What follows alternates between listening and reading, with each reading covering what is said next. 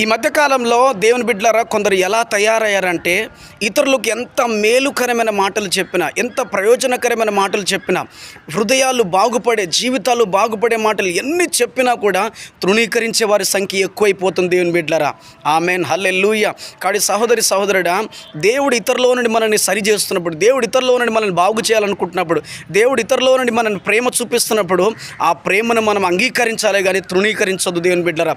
నా శరీరం నా ఇష్టం, నా గొంతు నా ఇష్టం, నా నోరు నా ఇష్టం, నేను త్రాగుతాను, తిరుగుతాను, తింటాను, ఇలానే ఉంటానని మూఢత్వంలో నుండి, అంధకారంలో నుండి దయచేసి బయటికి రావాలని పరిశుద్ధాత్మ దేవుడు మాట్లాడుతున్నాడు. ఏమో తెలివి దేవుని బిడ్డారు, నీ పక్క నుండే దేవుడు నీ పక్క వ్యక్తిలో నుండి నేను సరి చేయాలనుకుంటున్నాడేమో, నీ ఇంట్లో ఉన్న వ్యక్తిలో నుండి నేను సరి చేయాలనుకుంటున్నాడేమో, నీ సంఘంలో నడిపించే సేవకుడి ద్వారానే నేను సరి చేయాలనుకుంటున్నాడేమో.